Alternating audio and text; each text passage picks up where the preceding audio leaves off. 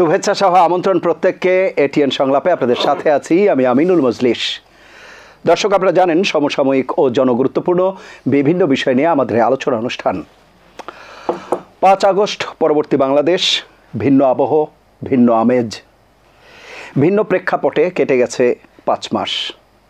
এরই মধ্যে নানা যৌক্তিক অযৌক্তিক দাবি এসেছে নানা প্রপাগণ্ডা প্রচারণা, এরই মধ্যে দিয়ে পার করেছে অন্তর্বর্তীকালীন সরকার। সঙ্গত কারণেই আমাদের আজকের আলোচ্য বিষয় আমরা রেখেছি অভ্যুত্থান পরবর্তী বাংলাদেশ, আকাঙ্ক্ষা ও শঙ্কা। এ বিষয়ে আলাপ করবার জন্য স্টুডিওতে রয়েছেন দুজন সম্মানিত অতিথি। আমাদের সাথে রয়েছেন বীর মুক্তিযোদ্ধা এবং বিএনপি চেয়ারপারসনের উপদেষ্টা অ্যাডভোকেট ফজলুর রহমান, রয়েছেন জাতীয় প্রেস ক্লাবের সাবেক সাধারণ সম্পাদক জনাব ইলিয়াস খান। আপনাদের দুজনকে অনুষ্ঠানে স্বাগত। প্রিয় দর্শক, আপনারা যারা অনুষ্ঠান দেখছেন, আশা করছি পুরো অনুষ্ঠান জুড়েই আপনাদেরকে সাথে পাবো। আপনাদের জ্ঞাতার্থে জানিয়ে রাখি, অনুষ্ঠানটি সরাসরি ফেসবুকে সম্প্রচারিত হচ্ছে। সেক্ষেত্রে facebook.com/ATN বাংলা অনলাইন এই লিঙ্কে ক্লিক করলে আপনারা অনুষ্ঠানটি দেখতে পাবেন। কথা না বাড়িয়ে আমরা চলে যাব মূল আলোচনায়। প্রথমেই অ্যাডভোকেট ফজলুর রহমান, আপনাকে দিয়ে আলোচনা শুরু করছি। আপনার নানা পরিচয়, আপনি বীর মুক্তিযোদ্ধা, আপনি আইনজীবী, রাজনীতিবিদ, সাবেক ছাত্রনেতা, নানা চড়াই উতরাই এবং আমাদের ইতিহাসের নানা বাঁক বদল আপনি দেখেছেন। আমরা প্রথমেই যদি আপনাকে এই প্রশ্নটি দিয়ে শুরু করি যে কখন আপনি ঠিক অনুভব করলেন যে তাগিদ, যে বিবেচনাবোধ যেটি নিয়ে মহান মুক্তিযুদ্ধে আপনি অংশগ্রহণ করলেন, এরপরে এসে কোন পদক্ষেপে আপনার কাছে মনে হলো যে সেই জায়গা থেকে দেশ কিছুটা হলেও বিচ্যুত হচ্ছে, বা কোন পদক্ষেপগুলো বিভিন্ন সময়ে সরকারের প্রথম আপনার কাছে মনে হলো যে আশা আকাঙ্ক্ষা নিয়ে যাচ্ছিলেন, যে স্পিরিট ছিল, সেটি থেকে দেশ বিচ্যুত হচ্ছে, সেটি দিয়ে যদি শুরু করেন। আমি সবসময় বলি আমি একজন মুক্তিযোদ্ধা, এবং আমি যখন মুক্তিযুদ্ধ চলে তখন MA ফাইনাল ইয়ারে পড়ি ঢাকা ইউনিভার্সিটিতে, এবং আমি তখন কিশোরগঞ্জ জেলা ছাত্রলীগের জেনারেল সেক্রেটারি পাস্ট, সাবেক 11 দফা আন্দোলনের জেলার কনভেনার। আমি শাহজাহান সিরাজ সাহেব, যে জাতীয় 4 নেতা ছিল, নূরে আলম সিদ্দিকী, শাহজাহান সিরাজ ছাত্রলীগের প্রেসিডেন্ট সেক্রেটারি, আসম আব্দুর রব ডাকসুর বিপি, আব্দুল কুদ্দুস মাখন ডাকসুর GS, তখন তাদেরকে বলা হতো জাতীয় 4 নেতা, অনেক সময় অনেকে বলতো 4 খলিফা। সেই 4 খলিফার এক খলিফার রুমমেট আমি। 1969 সন থেকে ধরে আমি শাহজাহান সিরাজ সাহেবের রুমমেট। যদিও সেই রুমে ঘুমানো বড় বিপদ ছিল, অন্য পাশের রুমে ঘুমাইতাম। ইকবাল হল না, তৎকালীন 116 নম্বর ইকবাল হল। এইটাই বাংলাদেশের ছাত্র রাজনীতিকে তখন কন্ট্রোল করতে এগিয়ে নিত। কাজে আমি রাজনীতি যতটুকু আমার উপলব্ধির মধ্যে আছে, সেই উপলব্ধির মধ্য দিয়ে আমি যুদ্ধে গেছি। আমি 26শে মার্চের মুক্তিযোদ্ধা না, আমি সিরাজুল আলম খান, যাকে বলা হতো মুক্তিযুদ্ধের অন্যতম রূপকার, তার কাছে আমার অনামিকার আঙ্গুলের রক্ত কেটে ইকবাল হলের পুকুরের পাড়ে সুবে সাদেকের সময়, এই 69-এর পরবর্তী সময়ে আমি আমার মুক্তিযুদ্ধে হিসাবে BLF এর সদস্য হিসাবে আমি শপথ নিয়েছি, বেঙ্গল লিবারেশন ফোর্স। তখনই আমি বই পড়ছি, আমাদের মুক্তি সংগ্রাম, স্বাধীনতা সংগ্রামের চট্টলা, সূর্য সেনের জীবন। তখনই আমি বই পড়ছি, ডাক দিয়ে যাই চে গুয়েভারা। আমি তখন থেকেই বাংলাদেশের মুক্তিযোদ্ধা। কাজে আমাকে মুক্তিযুদ্ধে কেউ নিতে হয় না, মুক্তিযুদ্ধ না হলে মুক্তিযুদ্ধকে আমরাই ত্বরান্বিত করছি। এবং 1970 সনের 14ই জানুয়ারি ঠিক হইল যে ফজলুর রহমান হবে যুদ্ধে কিশোরগঞ্জ জেলা BLF এর চিফ, এবং মুক্তিযুদ্ধে আমি BLF এর চিফ ছিলাম, প্রধান ছিলাম কিশোরগঞ্জ জেলার। তো সেই সময়ে আমার রাজনৈতিক যতটুকু অভিজ্ঞতা, সেটা খুব কম জিনিস ছিল না। আমি একদম প্রতিটা পদক্ষেপ পলিটিক্স বুঝে বুঝে বুঝে বুঝে আমি ট্রেনিং দিছি। আমি দেরাদুনে হায়ার ট্রেনিং করছি, যেটাকে টান্ডোয়া বলা হয়। সেইখান থেকে আমি যুদ্ধে আসছি। This was not a war of convention war, this was a political war, যে ওয়ারকে বলা হতো this is not the arms that fights but the man behind the arms, an ideology behind the man that fights. অস্ত্রটা যুদ্ধ করে না, অস্ত্রের পিছনে একটা মানুষ থাকে, মানুষের আদর্শটা যুদ্ধ করে। সেই যুদ্ধে আমি কমান্ডার হিসাবে দেশের বর্ডারে এবং ভিতরে যুদ্ধ করেছি। আমি রণাঙ্গনের মুক্তিযোদ্ধা, কাজে আমি উপলব্ধি হয়েছে সন্তানটা কিভাবে প্রসব হয়, সেই উপলব্ধি মায়ের যেমন হয়, মুক্তিযুদ্ধটা আমার কাছে উপলব্ধি হয়েছে। 16ই ডিসেম্বর সবাই যখন আনন্দ করছিল, তখন আমি সিলেট জেলার একটা খুব বড় বাজার, বন্দর বাজার আছে, তার নাম আজমিরিগঞ্জ। সেই আজমিরিগঞ্জের পশ্চিম পারে, কুশিয়ারের পারে বসে আমি তখন মন খারাপ করে চোখের পানি ফেলছিলাম 16ই ডিসেম্বর। আমার কাছে মনে হয়েছিল বাচ্চাটা মতো অসময়ে প্রসব হয়ে গেল। আরও কিছুদিন যুদ্ধ যদি চলতো, খুব সঠিকভাবে একটা নেতৃত্ব সমস্ত স্তরে প্রতিষ্ঠিত হতে হতো উপলব্ধির মধ্য দিয়ে, একটা মুক্তিযুদ্ধ যদি সংগঠিত জয়লাভ করত, তাহলে হয়তো মানুষের জন্য আমরা কাজ আরও বেশি করতাম। এখন যে বাচ্চাটা প্রসব হইল অসময়ে, প্রি ম্যাচিউরড বাচ্চা, এইটা খুব অসুখে বুসুখে ভুগবে। আমার সেই দিনের চিন্তা এখনও ঠিক আছে। মুক্তিযুদ্ধের বাচ্চাটা খুব অসুখের মধ্যে পড়ছে। আমি আপনাকে বলি, আমি বঙ্গবন্ধুর মতো মহান নেতা, উনি যখন প্রথম মুক্তিযুদ্ধে আইসা 10ই জানুয়ারি আসলেন, 12ই জানুয়ারি আইসা যখন উনি শপথ নিলেন প্রধানমন্ত্রীর, তখনই আমার ব্যক্তিগতভাবে মনে হয়েছে বঙ্গবন্ধু কাজটা ঠিক করেন নাই। কাজটা ঠিক করেন নাই কেন মনে হয়? কারণ আমার মনে হয়েছে এই কারণে, বঙ্গবন্ধু 6 মাস বাংলাদেশ ঘুরে দেখা উচিত ছিল যে বাংলাদেশ কি হয়েছে।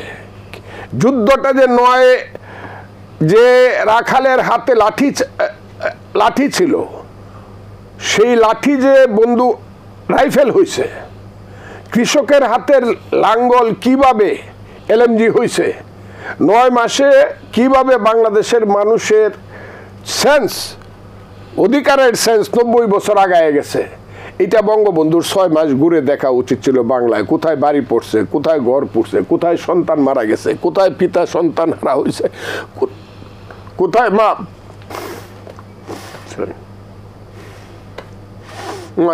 সরি বঙ্গবন্ধু ঘুরে ঘুরে দেখে তারপরে 6 মাস পরে সৈয়দ নজরুল তাজউদ্দিনকে বলা উচিত ছিল, আপনারা এখন চালান, আমাকে আগে বাংলাদেশটা দেখতে দেন এবং বুঝতে দেন।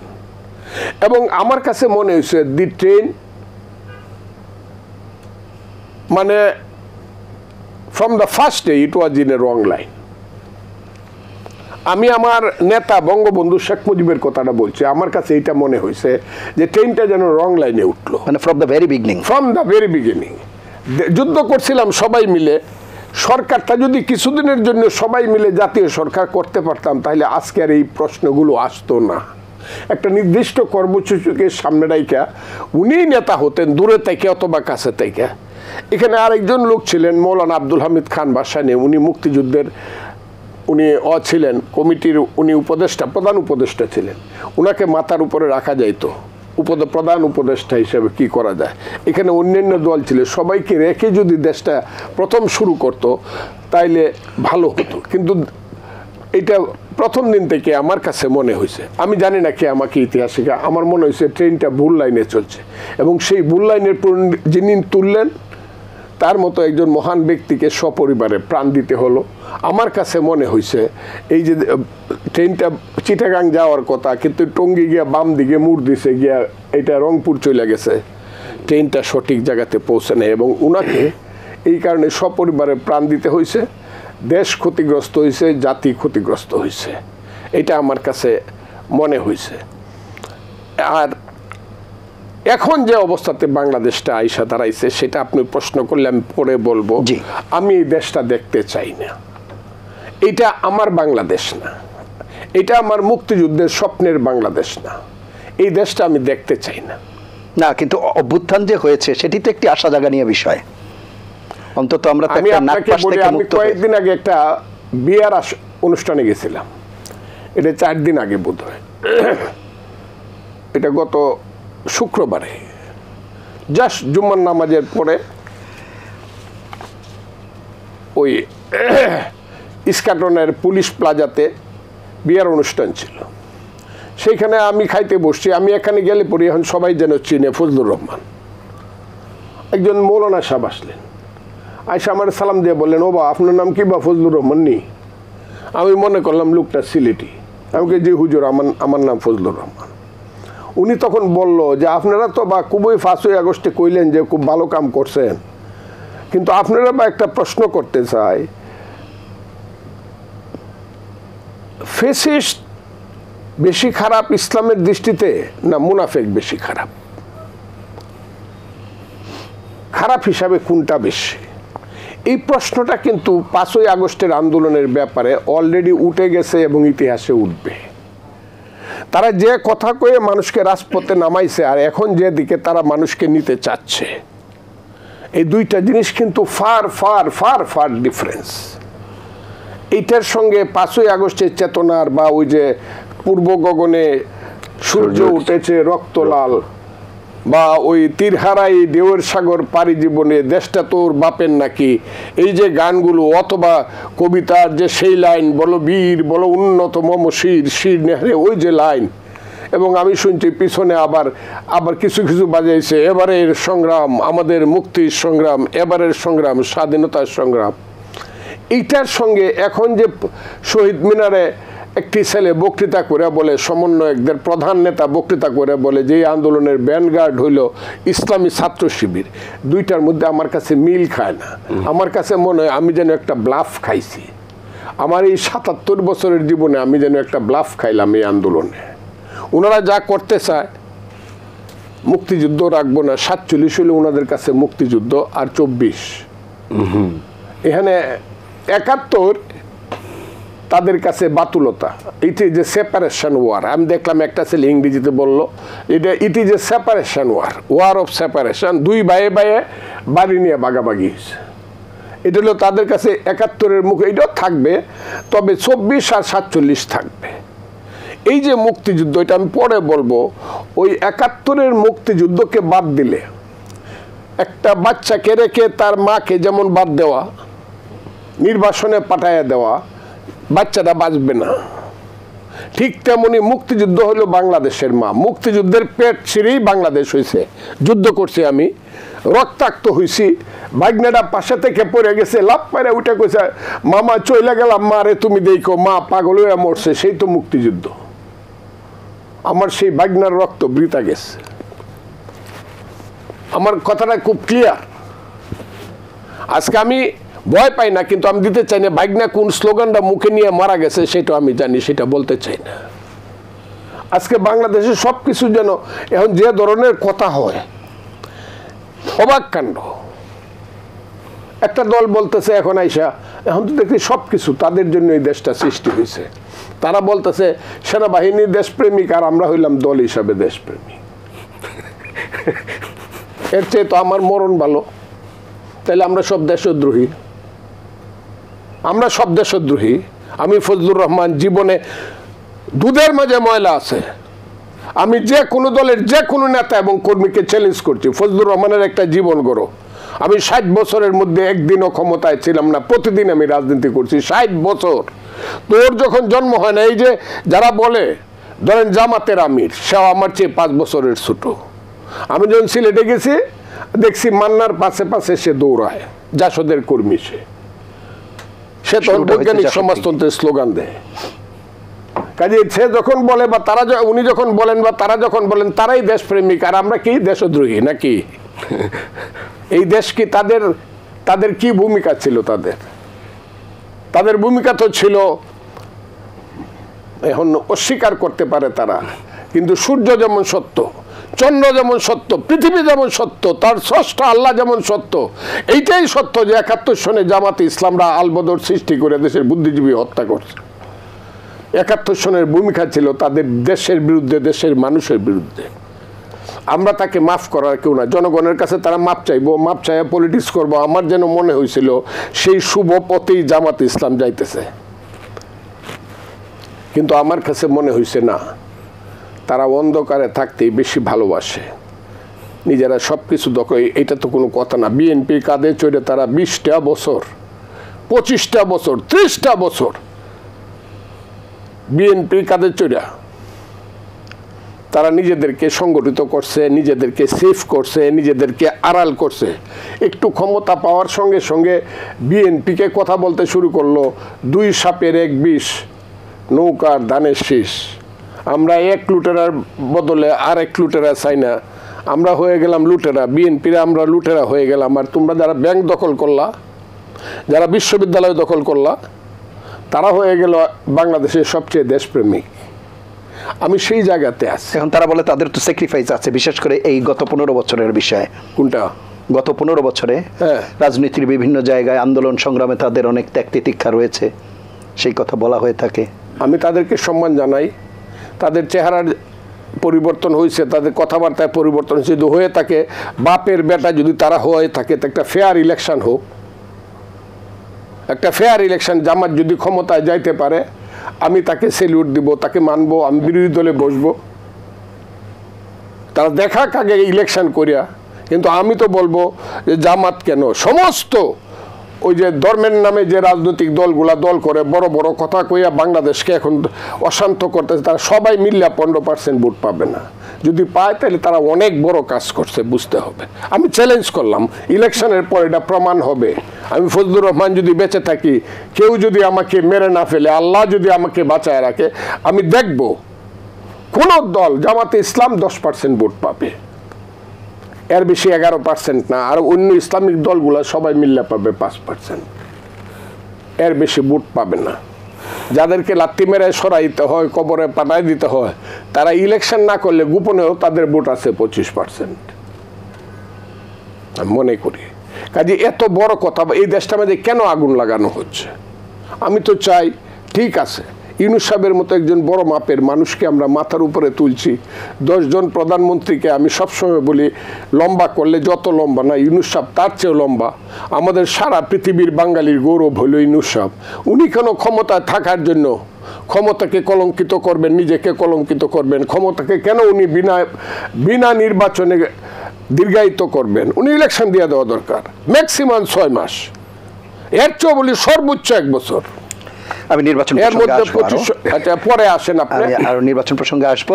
আমি একটু শুনে আসি, আমাদের সাথে ইলিয়াস খান রয়েছেন। ইলিয়াস খান, আমার ভাইকে আমার ধন্যবাদ, আমি ভুল করছি, ইলিয়াস ভাইকে আমার ধন্যবাদ, ওনাকে চিনি, he is a very good journalist. আপনি চমৎকার বলেছেন, আমরা অনেক ইতিহাস জানলাম।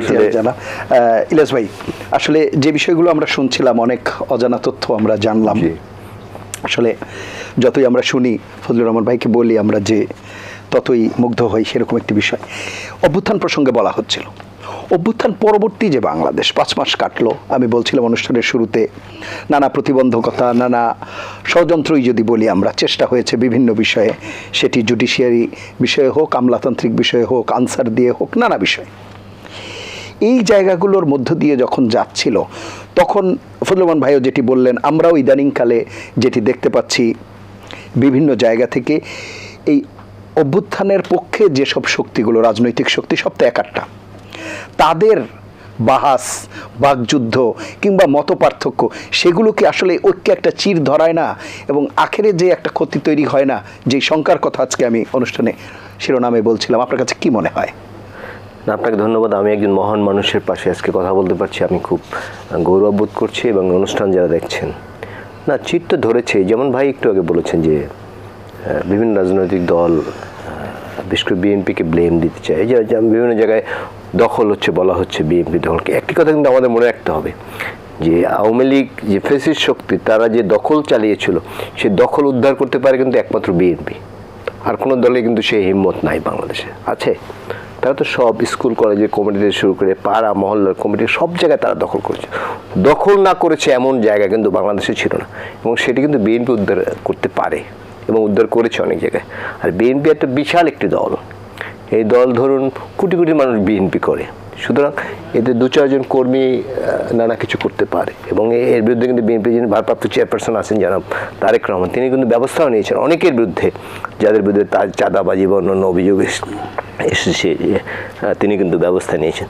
তো চিন্তা ধরেছে আমাদের একটি জায়গায় এক হতে হবে, মুক্তিযুদ্ধ।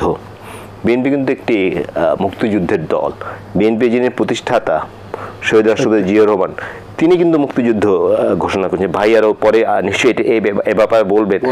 আমি কালকে একজনের কাছে শুনলাম, একজন মুক্তিযোদ্ধা তিনিও বলেছেন যে আমরা সবাই একদম কি করব না কি করব বুঝতে পারছিলাম না। শহীদ রাষ্ট্রপতি কিং কর্তব্যে বিমূঢ় ছিলেন। শহীদ রাষ্ট্রপতি জিয়াউর রহমানের ঘোষণা পাওয়ার পর তারা কিন্তু সবাই যুদ্ধে আরও বেগবান হয়ে আরও ঝাঁপিয়ে পড়েছে। সুতরাং এই জায়গাটায় কিন্তু কোনো ছাড় দর্শন নেই। এবং আমাদের ৭১ বাদ দিয়ে বাঙালি জাতি ইতিহাস লেখা হবে না। আমরা স্বাধীন ভূখণ্ড পেয়েছি কিন্তু ৭১ মাধ্যমে, এবং তারা যুদ্ধে গিয়েছেন, ফিরবেন কিনা জানতেন না, কিন্তু তারা কিন্তু যুদ্ধ করেছেন এবং তিনি ১২০০ মুক্তিযোদ্ধার কমান্ডার ছিলেন, একটু আগে আমরা শুনেছি। সুতরাং এই বিষয়ে যাদের সন্দেহ আছে তারা কিন্তু টিকবেন, আস্থা করে নিক্ষিপ্ত হবে। এটা সব সময় হবে। মুক্তিযুদ্ধের যে আওয়ামী লীগ যখন মুক্তিযুদ্ধের ব্যবসা করেছে সেটি আমি বলছি না, বাট মুক্তিযুদ্ধের চেতনা কিন্তু আমাদের মূল চেতনা। এটিকে বাদ দিয়ে কিন্তু কিছু হবে না। আজকে আমরা এই স্টুডিওতে বসেছি কিন্তু দেশটি স্বাধীন হয়েছিল বলে। আমি জাতীয় প্রেস ক্লাবের জেনারেল সেক্রেটারি হয়েছিলাম কিন্তু দেশটি স্বাধীন হয়েছিল বলে।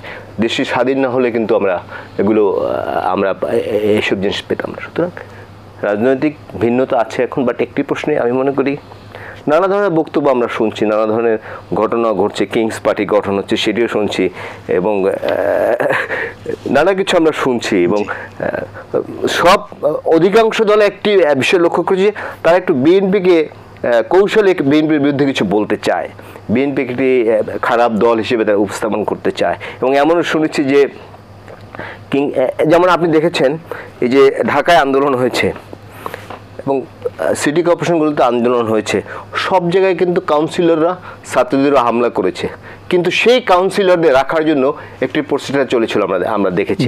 এটি কেন? এবং এখন শুনি যে আবার অনেকে চাচ্ছেন যে স্থানীয় সরকার নির্বাচন আগে দিতে হবে।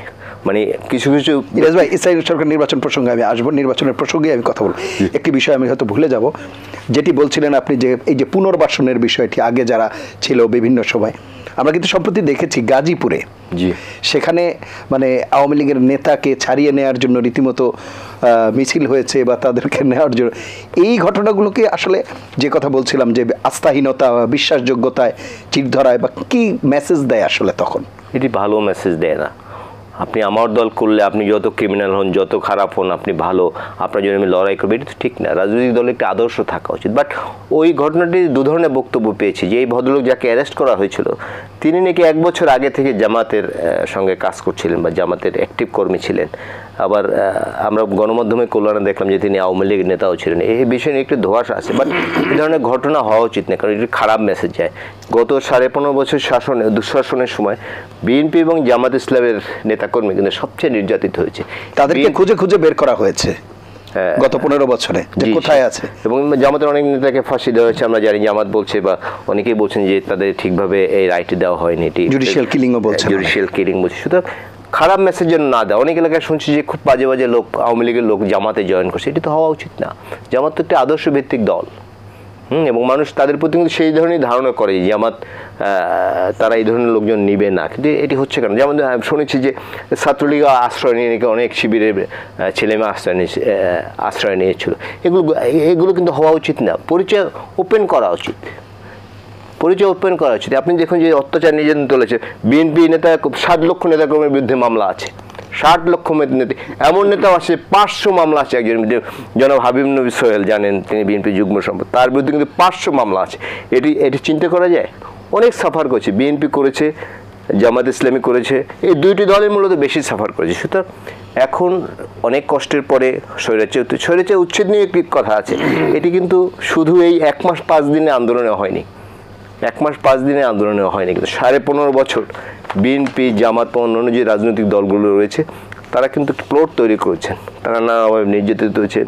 এই নির্যাতন নিয়ে তারা রুখে দাঁড়িয়েছেন, বিভিন্ন প্রোগ্রাম করেছেন, একটা প্লট তৈরি হয়েছে। পরে শেষ পর্যন্ত 105 দিনে, এবং বিএনপি 422 জন লোক মারা গেছে, 422 জন। এই যে প্রায় 2000 লোক মারা গেছে, এর মধ্যে বিএনপি এবং ছাত্রদল, যুবদল বা অন্যান্য সংগঠনের 422 জন লোক মারা গেছে। বিএনপি বিশাল স্যাক্রিফাইস, জামাতেরও স্যাক্রিফাইস। সুতরাং এগুলোকে কাজে লাগিয়ে ফ্যাসিজমের বিরুদ্ধে অন্তত সবাইকে ঐক্যবদ্ধ হতে হবে। আওয়ামী লীগ করুন, আমরা দেখেছি বিভিন্ন সময় 30-35% ভোট পেয়েছে, এর মধ্যে কত 2000, 5000, 10,000, 20,000 লোক পালিয়ে গেছে, আর সবাই তো আছে দেশে। তারা যেন আবার মাথা চারা দিয়ে না উঠতে পারে, সেই চেষ্টা আমার করা উচিত। এবং ভাই, শেষ কথাটা দিয়ে আমি বলবো, যত দ্রুত সম্ভব নির্বাচন দিতে হবে, কারণ অনির্বাচিত ব্যক্তি দীর্ঘদিন ক্ষমতায় থাকা কিন্তু ভালো না, এটা গণতন্ত্রের জন্য ভালো না। আমাদের কিন্তু মনে আছে 111-এর যে সরকার 2 বছর ক্ষমতায় ছিল, তারপর কিন্তু দেশ থেকে পালিয়ে যেতে বাধ্য হয়েছে। যদি আমরা আশা করতে চাই, ভাই বলেছেন, আমিও বলতে চাই, ডক্টর ইউনূসের মধ্যে অনেক আস্থা। তিনি আসবো আবার এই আলোচনায়, জনাব ফজলুর রহমানের কাছে শুনবো। জনাব ফজলুর রহমান, আমরা এই বর্তমান প্রসঙ্গে আসবো, কিন্তু তার আগে একটু পেছনে যেতে হচ্ছে।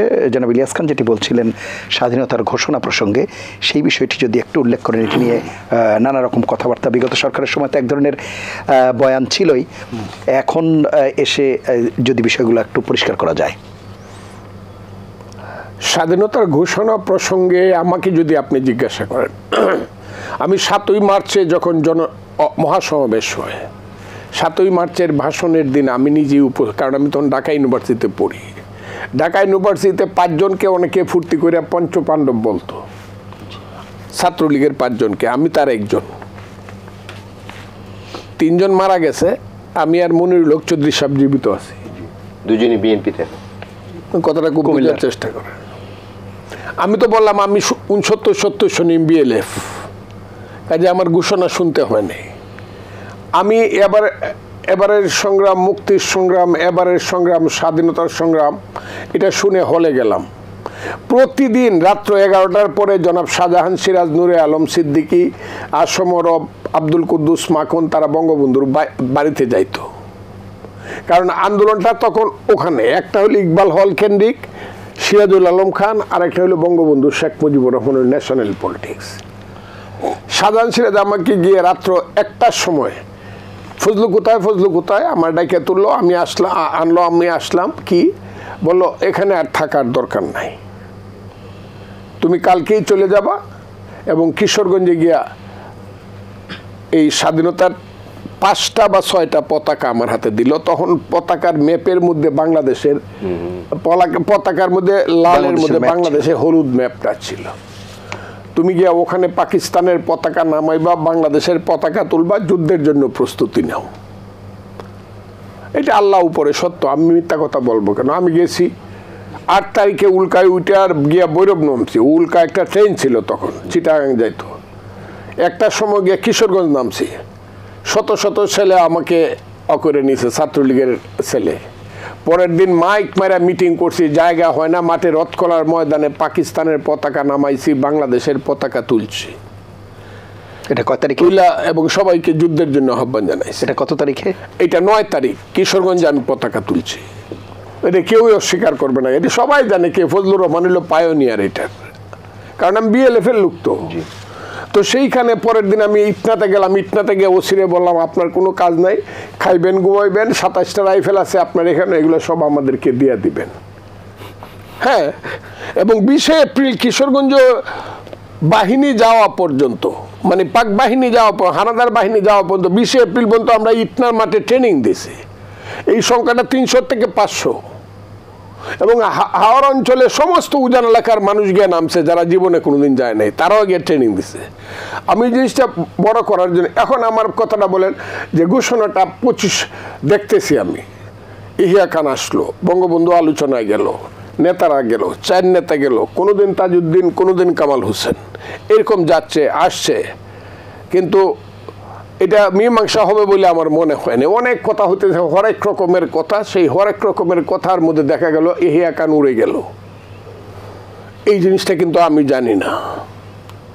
25 মার্চ সন্ধ্যায় ইহিয়া খান উড়ে গেল, সেটা আমার ইটনা থেকে তখন জানার কথা নয়, তখন তো আর মোবাইল আসছিল না, যোগাযোগ ব্যবস্থা তো। আমি 25 মার্চ ট্রেনিং দিয়ে আমার বাড়িটা ইটনা থেকে 3 মাইল দূরে। আমাকে যদি কেউ চ্যালেঞ্জ করতে চায় আমি রাজি আছি। আমার 77 বছর বয়স, আমি মুক্তিযোদ্ধা কমান্ডার ছিলাম, আমি আমার কথাটা বলছি। 26 মার্চ ভোরবেলা গোসল করে ইটনা আসবো, এর মধ্যে ইটনা থেকে খবর গেল আমার কাছে, নারায়ণ করে একটা ছেলে গেল, যারা ইটনার খবরটা আমার কাছে আনা নেওয়া করতো, বললো যে তাড়াতাড়ি চলেন ইটনা, বাংলাদেশের স্বাধীনতা ঘোষণা হয়েছে। এর আগে রেডিও আমি ধরছি, আমার বড় ভাই করতেছে, কি রে কি উর্দু কয় খালি ওই রেডিওতে, বাংলা তো কয় না। 26 মার্চ সকালবেলা আমি ইটনা গেলাম, ওয়্যারলেস সেন্টার একটা কাগজ আমার হাতে। এখন এই ঘোষণাটা বঙ্গবন্ধু দিছে কি দেয় নাই, নাকি থেকে নুরুল হক সাহেব দিছে কোনো বাগান থেকে, ওই যে পুরান ঢাকার না কেউ দিছে, কিন্তু একটা ঘোষণা এটা গেছে যে লেখছে যে পিলখানা এবং রাজারবাগে আমাদের এই করছে, ঢাকায় লক্ষ লক্ষ লোক, হাজার হাজার লোককে হত্যা করছে, রক্তের সাগরে পাকিস্তান ডুবে গেছে, আজকে থেকে বাংলাদেশ স্বাধীন। আমি লেখাটা আমার বই এই ফেব্রুয়ারিতে বের হবে। একটা জিনিস বলে, যদি এখানে সাথে যদি মিটিং হচ্ছিল, যদি সেটা দাবি দেওয়া মেনে নিত, তাহলে কি যুদ্ধ হতো? আচ্ছা, এখন ধরেন গাজার সঙ্গে যে যুদ্ধটা হইতেছে ইসরায়েলের এবং সিরিয়াতে, যে দুই পক্ষে বছরের পর বছর আলোচনা হয়েছে, ইরানে যখন চলে এই যুদ্ধ চলে শাহানশাহর বিরুদ্ধে, ওই যে আয়াতুল্লাহ খুমেনির সাথে প্যারিসে বসে যে আলোচনা হয়েছে, ভিয়েতনামে যে 30 বছর যুদ্ধ হয়েছে, প্রতি মাসে মাসে চাঁদে চাঁদে ভিয়েতনামের সঙ্গে আর আলোচনা হয়েছে। সবাই যদি যার যার পয়েন্টে সঠিক থাকে, আলোচনার ফলাফল রেজাল্ট যেটা আসবে এটা হলো তুমি 50 আমি 50, এই ফলাফল ওই যে রেল লাইনের মতো। এবং কেউ কারো আলোচনায় মানে না বলে বিশ্ব চাপে মানুষকে দেখাতে হয়েছে শেখ মুজিবুর রহমান বিচ্ছিন্নতাবাদী নয়, আমার কাছে মনে হয়েছে, এই কারণে তাকে আলোচনা করতে হয়েছে। এখন শেখ মুজিবুর রহমান অ্যারেস্ট হয়ে গেছেন, তার নামে আরেকজনও হয়তো বা কাগজ দিছে, কিন্তু কাগজটা গেছে শেখ মুজিবুর রহমান বা বঙ্গবন্ধু শেখ মুজিবুর রহমানের নামে। ঠিক তার পরের দিন 27শে মার্চ যখন মানুষ মনে করতেছে কি হইলো, মানুষের মধ্যে একটা হতাশা, টেনশন কাজ করতেছে মুক্তিযুদ্ধে নিয়ে, ঠিক তখন খুব একটা সঠিক সময়ে একটা ঘোষণা আসলো, I major Zia do here বা ডিক্লেয়ার দেনা, নিজেকে প্রথমে উনি নিজের অস্থায়ী প্রেসিডেন্ট হিসেবে ঘোষণা দিয়া উনি কিন্তু দিলেন। দেওয়ার পরে ঠিক তার পরেই আরেকটা ঘোষণা তিনি দিলেন, on behalf of I, Major Jia, do hereby declare the independence of Bangladesh on behalf of our great national leader Bangabandhu Sheikh Mujibur Rahman. এতেও জিয়াউর রহমানের মহত্বের কোনো, বা তার যে সেনাপতিত্ব, তার যে উচ্চতার কোনো ঘাটতি হয় না, কারণ জিয়াউর রহমান সাহেব তখন একজন মেজর, তার পিছনে তো পাবলিকের কোনো ছিল না, মানে ম্যান্ডেট ছিল না, কাজেই তাকে যুদ্ধ করতে হইলে তার যার পিছনে ম্যান্ডেট আছে তার নামেই করতে হবে, এবং সেই মহত্বটাও জিয়াউর রহমান সাহেবের আছে। এটাকে আমি বলবো যে জিয়াউর রহমান মহৎ কাজ করছে। আমার কথাটা খুব বোঝার চেষ্টা করেন, বঙ্গবন্ধুর নামটা কয়ে উনি মহৎ কাজ করছে, এবং উনি এত ভাগ্যবান অথবা এত বেশি সামরিক বাহিনীর মধ্যে এত বেশি সম্মানিত হবেন যেটা অন্য কেউ হবে না, কারণ ঘোষণাটা তো তিনিই দিয়েছেন। এটা তো উসমানী সাহেব দেয় নাই, খালেদ মুশারফ, শফিউল্লাহরা বা সিআর দত্তরা কেউ তো দেয় না, এটা তো জিয়াউর রহমান সাহেব দিয়েছে। কাজে হি ইজ এ স্পেশাল। আমি এই কারণেই বলি, ফাইনাল খেলার, মুক্তিযুদ্ধের ফাইনাল খেলার ক্যাপ্টেনের নাম শেখ মুজিবুর রহমান, কিন্তু এই খেলায় শেখ মুজিবুর রহমান উঠতে পারে নাই, নতুন প্লেয়ার উঠছে, ওইটা একটা সেঞ্চুরি মারছে, ম্যান অফ দ্য ম্যাচ, তার নাম হলো জিয়াউর রহমান। মুক্তিযুদ্ধে কিন্তু সেঞ্চুরিটা মারছে জিয়াউর রহমান। আপনি কি আমার কথাটা, man of the match, man of the match, হ্যাঁ, ক্যাপ্টেন থাকতে পারে না, ক্যাপ্টেন না, ক্যাপ্টেন ভারপ্রাপ্ত ক্যাপ্টেনের নাম তাজউদ্দিন আহমদ। এখানে দুইটা জিনিস, যুদ্ধের ফিল্ডে আপনি মন্টু কুমারী অথবা জার্মানের মার্শাল রুমেনকে দ্বিতীয় মহাযুদ্ধে আপনি নিগেট করতে পারবেন না, কিন্তু তাদের চেয়ে বড় কিন্তু একজন প্রধানমন্ত্রী, ব্রিটিশ প্রধানমন্ত্রী, তার নাম চার্চিল, তার চেয়ে বড় কিন্তু রুজভেল্ট, যুক্তরাষ্ট্রের প্রেসিডেন্ট, তার চেয়েও বড় কিন্তু স্ট্যালিন। আমার কথাটা বুঝবেন, এদেরও ভূমিকাও কম না। এখানে দুইটা ভূমিকা, একটা হলো রাজনৈতিক ভূমিকা, আরেকটা হলো সশস্ত্র ভূমিকা, সামরিক ভূমিকা। সেই ভূমিকাকে আপনি কোনোটাকেই খাটো করতে পারবেন না যুদ্ধের মাঠে, but that was a political war. This was not a conventional war like Pakistan and India. কাজে আমি মনে করি যে এখানে কাউকে ছোট করে লাভ নাই। ইতিহাসের এই যে আজকে যারা, আমার যেদিন শেখ মুজিবুর রহমানের বক্সে বঙ্গবন্ধুরে ছেলেরা কবর দিয়ে দিমই করে, আমি আপনাকে বলি, কথাটা বললে বিএনপির দেশের সর্বোচ্চ নেতাকে আমি বলছি, এরপরে কিন্তু জিয়াউর রহমানের বকবে এরা। এই কারণে বকবে, কারণ 71 বা মুক্তিযুদ্ধ বাদ দিলে খালি বঙ্গবন্ধু শেখ মুজিবুর রহমান তো বাদ যায় না, কিন্তু জিয়াউর রহমান বাদ যায়। ক্যাপ্টেন, ভারপ্রাপ্ত captain, man of the match সবাই বাদ যাবে। দেখেন আপনি চিন্তা করে, অবশ্যই মুক্তিযুদ্ধ বাদ দিলে ঠিক আছে, শেখ মুজিবুর রহমান বেটা পালায় গেছে গা, কিন্তু যে ঘোষণা দিছে ছাত্ররা আশা করি মেজর জিয়া কই যাবে? ছাত্ররা আশা করি সেটা করবে না, তারা মুক্তিযুদ্ধের চেতনাকেই ধারণ করবে সবসময়, আমি আশা করতে চাই। আমি আশা করতে চাই যদি মুক্তিযুদ্ধ বাদ দেয়, আবার আমি কথা তাইলে শেখ মুজিবুর রহমান তাজউদ্দিনের বাদ দিয়ে দেন, কিন্তু হোয়ার মেজর জিয়া উইল গো। কারণ আজকের যে বিএনপি মেজর জিয়ার এনে গৌরব করে, সেই মেজর জিয়ার শুরুটা তো হলো ফাউন্ডেশন তো হলো মুক্তিযুদ্ধ, আই মেজর জিয়া অবশ্যই নাকি?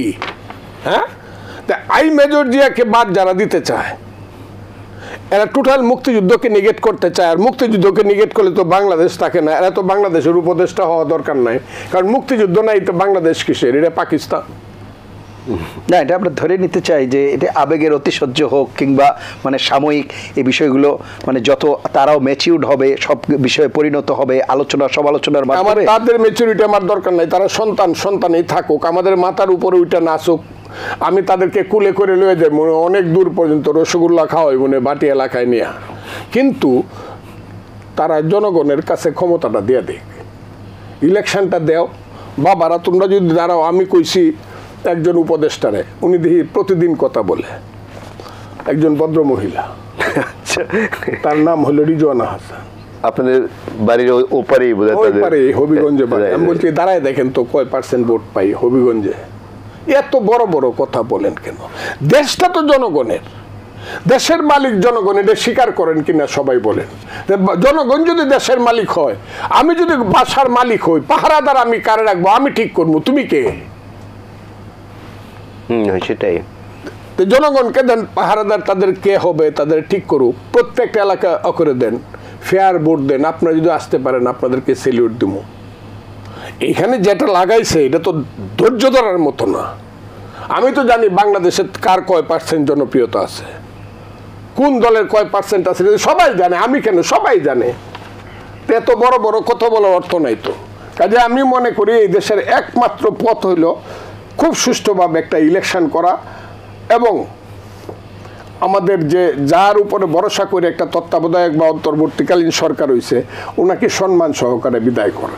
জি, আমি আসবো আবারও নির্বাচন প্রসঙ্গে। যে বিষয়টি বলা হচ্ছে, যে নির্বাচন নিয়ে আমাদের এত আকাঙ্ক্ষা, যেটি আসলে এত আরাধ্য আমরা বলতে পারি, কারণ বিগত 3 বছর 3টি নির্বাচনের কথা বলা হয়ে থাকে। আপনার কাছে কি মনে হয় কিনা যে 3 নির্বাচনের কথা আমরা সবসময় বলি, কিন্তু 2008 সালের নির্বাচনটির ব্যাপারেও প্রশ্ন তোলা যায়, বা সেই জায়গাতেও অনেকটা প্রি প্ল্যান্ড, অনেক জায়গায় অনেক, সেই জায়গাতে আপনি কি মনে করেন? আমার এলাকাতে তাই হয়েছে। মানে আপনি নিজে ওই ইলেকশনে আপনি অংশগ্রহণ করছিলাম, আব্দুল হামিদ আর আমি, দুইজন ক্যান্ডিডেট।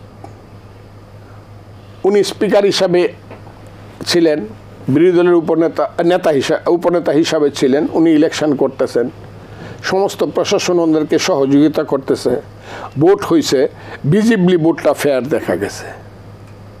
কিন্তু যে ভোটটা আব্দুল হামিদ পাইছে আর আমি যে ভোটটা পাইছি, সে ভোটটার ডিফারেন্ট মাত্র 5000, 5000, 1 লাখ আর 1,05,000। আমার কথাটা বুঝছেন? কিন্তু কেউ কোনোদিন বিশ্বাস করে নাই যে আব্দুল হামিদ আমার চেয়ে 5000 ভোট বেশি পাই এমপি হইতে পারে 2008 সনে। এটা কেউ বিশ্বাস করে নাই। পরবর্তী সময়ে আমি যারা এটা করছে, এই কাজটা যারা করছে, যাদের করছে, তাদের অনেক অনেক মানে কে আমি জানতে পারছি আর্মির ভিতরে এবং বাহিরে। মানে এটা কি আপনি আন্দাজ করে বলছেন না? না, আমি তাদের কাছে নির্দিষ্টভাবে বলছি যে তাদের ইনস্ট্রাকশন ছিল একটা পরিমাণ ভোট তাদেরকে যে কোনোভাবেই হোক এটা তাদেরকে দেখায় দেওয়া, মানে আসলে এই প্ল্যান ছিল যে লোকটি 30,000 ভোটের ডিফারেন্সে পাস না করবে সে যাতে ফেল করে বিএনপির বা অন্য দলের। যদি কেউ একদম 30,000, 40,000, 50,000 এইটার কাভার করতে পারে না, কিন্তু এর নিচে যারা হয়েছে 5,000, 2,000, 4,000 ভোটে তাদেরকেও করা হয়েছে। এবং ওখানে আমি কি বলবো, আওয়ামী লীগের ব্যাপারে আর্মির রুলটা ছিল ফেভারে। আমার এলাকায় আমি বলছি, আমার এলাকায় আমি ইটনামিটা মনষ্টগ্রামে বলছি, 2008 সনে ইলেকশনে টোটাল আর্মির রুলটা ছিল আওয়ামী লীগের ফেভারে। আমি তাদের সাথে একদিন দেখাও করতে পারি না। আমার স্ত্রী গিয়া 3 দিন গেটে দাঁড়ায় রয়েছে 3 ঘন্টা করে, কিন্তু একবার বলেও নাই যে ওনাকে আসতে বলবো। কিন্তু আওয়ামী লীগের ছোট কর্মী গেলেও সারাদিন গিয়া মেজর সাহেবের সাথে বইয়ে আড্ডা মারতে পারছে, কোনো অসুবিধা নাই। এটা দিবালোকের মধ্যে আপনি প্রসঙ্গটা তুলেছেন, ভালো করেছেন। জি, যে আমরা সবাই বলি কিন্তু তিনটে নির্বাচন, তিনটি না চারটে নির্বাচন, কতটা ঠিক আছে? বিএনপি 28টা সিট পেতে পারে না বাংলাদেশে ফেয়ার ইলেকশন হলে।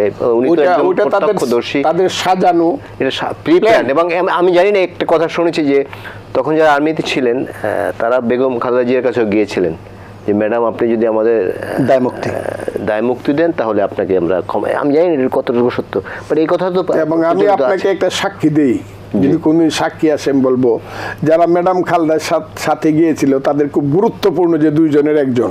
জি, ওই কারণে আমি বলি, আমার কাছে বলছে যে ম্যাডাম যেহেতু রাজি হয় নাই, আমাদের বাঁচার আর কোনো পথ ছিল না আওয়ামী লীগকে ক্ষমতায় আনা ছাড়া।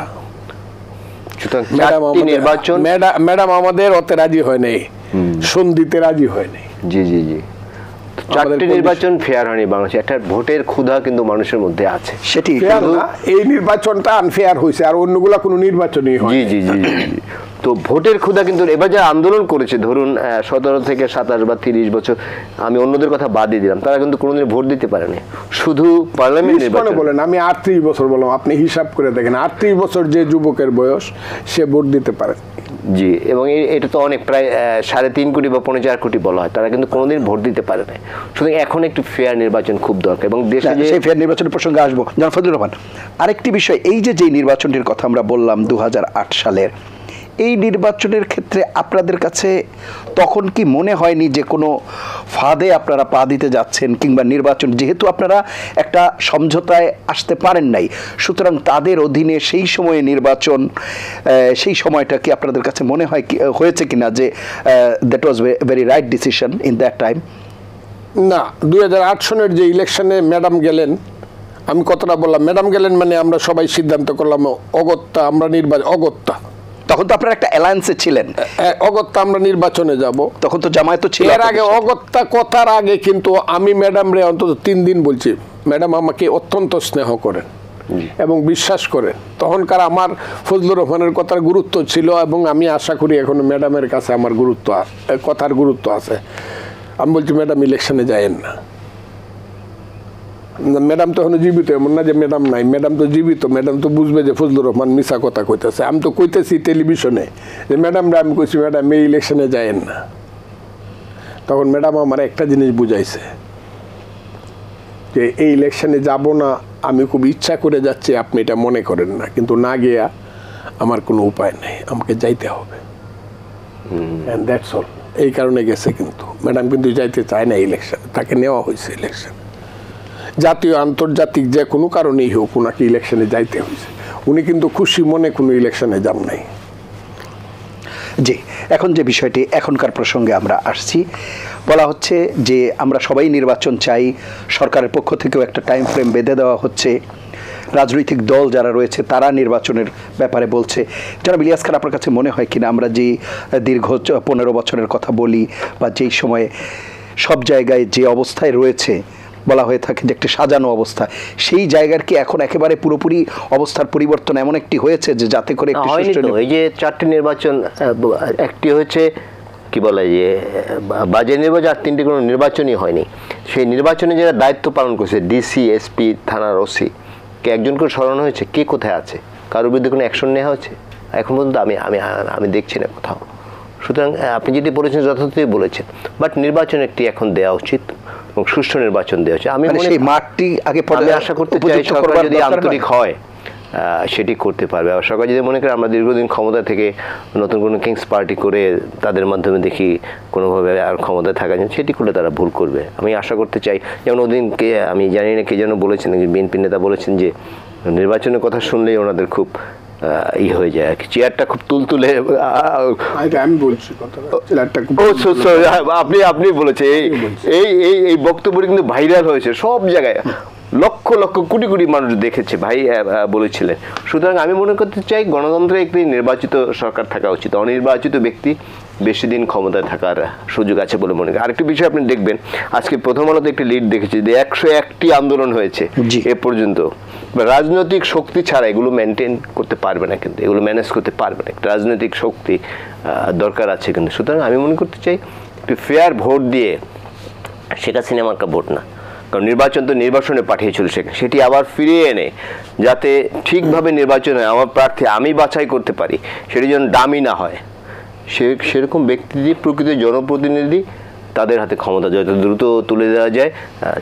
চিফ অ্যাডভাইজার সাহেব তিনি বলেছেন এই ডিসেম্বর বা জুনের মধ্যে। অনেকে বলে থাকেন যে এত জঞ্জল সরাতে অনেক সময় লাগবে, এটি না। 9.5 বছর এরশাদের বিরুদ্ধে আন্দোলন করেছে মানুষ, তারপর কিন্তু শাহাবুদ্দিন সাহেব এসে 3 মাসের মধ্যে নির্বাচন দিয়েছিলেন এবং তিনি কিন্তু সব প্রশাসন চেঞ্জ করে এমন একটা অবস্থা করেছে এবং সেটি ছিল বাংলাদেশের ইতিহাসে সবচেয়ে ফেয়ার নির্বাচন। তো আমি আশা করতে চাই এই সরকারও, এই সরকারের যিনি প্রধান তিনি আন্তর্জাতিকভাবে স্বীকৃত একজন ব্যক্তি, সারা বিশ্বের মানুষের তার প্রতি আস্থা আছে এবং তিনি একটি সুষ্ঠু নির্বাচন আমাদের উপহার দিতে পারবেন বলে আমি আশা করি।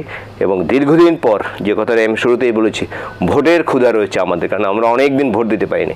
শুধু পার্লামেন্টে না, আমরা কিন্তু স্থানীয় সরকার নির্বাচনে ভোট দিতে পারিনি, আমরা ট্রেড বডি নির্বাচনে কোথাও ভোট দিতে পারিনি, প্রফেশনাল বডি নির্বাচনে কোথাও ভোট দিতে পারিনি, স্কুল কলেজ মাদ্রাসা কমিটিতে কোথাও ভোট দিতে পারিনি।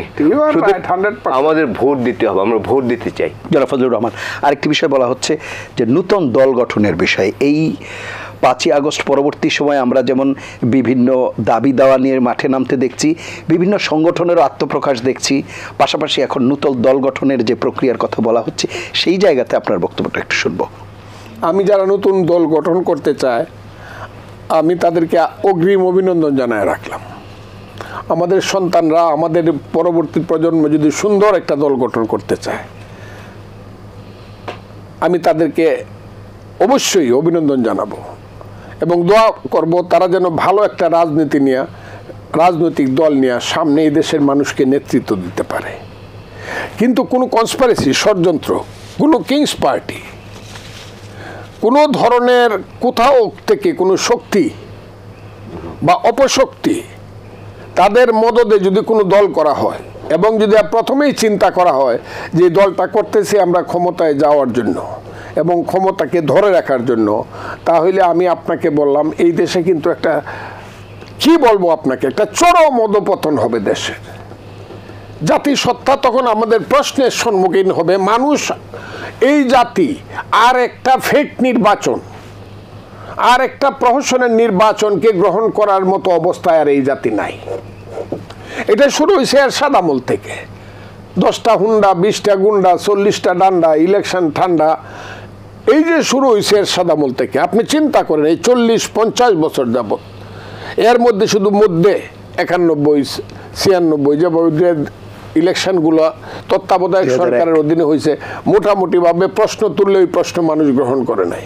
কিন্তু হাসিনার 15 বছরে যে সর্বনাশ নির্বাচনের ব্যাপারে, মানুষের মৌলিক অধিকার, গণতান্ত্রিক অধিকার ব্যাপারে হাসিনা যে সর্বনাশ করছে, এখন আবার দেখি তাদের দলের নেতারা আবার কি করে নাকি এখানে। তোদের লজ্জা করে না? আয় তো দেখি এই দেশে, তোরা গেলে কই? রাস্তায় এসে দাঁড়া দেখি কাউরান বাজারের মাঠে অথবা শাহবাগের মুঠে, এই কাগজ পরশ। ওখান আবার ওই কলকাতা থেকে কাগজ পরশ। তোরা যতদিন কলকাতা, দিল্লি থেকে আওয়ামী লীগ কাগজ পড়বে অথবা খবর দিবে, অতদিন আওয়ামী লীগ কোনোদিন জীবিত হবে না। আওয়ামী লীগ জীবিত যদি হইতে হয়, আমি জানি না, একবারে হাত জোর করিয়া বিনা প্রশ্নে হাজার হাজার আওয়ামী লীগের কর্মী মানুষের পায়ে পড়তে হবে। আমরা সব ভুল করছি আমাদেরকে, তাও যদি মানুষ মাফ করে, তাও যদি করে, কিন্তু যে ওই যে কুৎসিত চেহারাগুলা, যেগুলা হাইব্রিড চেহারা, এদেরকে জীবনে কোনোদিন মানুষ মাফ করবে না এবং করা উচিত না এবং এদের বিচার হওয়া উচিত, আমি এটা মনে করি।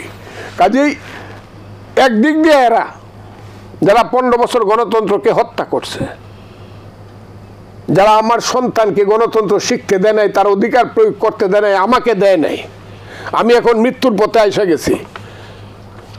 15 বছর 16 বছর আগে আমার বয়স ছিল 60, এখন আমি বয়স 77। আমার কি আছে জীবনে? আমার জীবনটা নষ্ট করছে তো হাসিনা সরকার, হাসিনা স্বৈরতান্ত্রিক বা ফ্যাসিস্ট সরকার।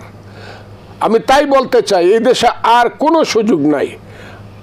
আমি ইউনূস সাহেবকে একদম হাত জোর করে বলি, আপনি আমাদের একবারে মাথার তাজ, 85 বছর আপনার বয়স, আপনি বাঙালি মুসলমানের শ্রেষ্ঠ সন্তান, আপনি নোবেল পাইছেন। আমি সবসময় বলি গত 100 বছরে একজন ইউনূস আসে না, আগামী 100 বছরে আসবে কিনা সন্দেহ আছে। আপনি নিজেকে কলুষিত করেন না জনাব ইউনূস সাহেব, আপনাকে দেখলে কিন্তু আমার মনে হয় আপনি বড় অসহায়। এই কারণে মাঝে মধ্যে আপনাকে আমি বলি আপনি হইলেন আজকের ইতিহাসের বৈরাম খা।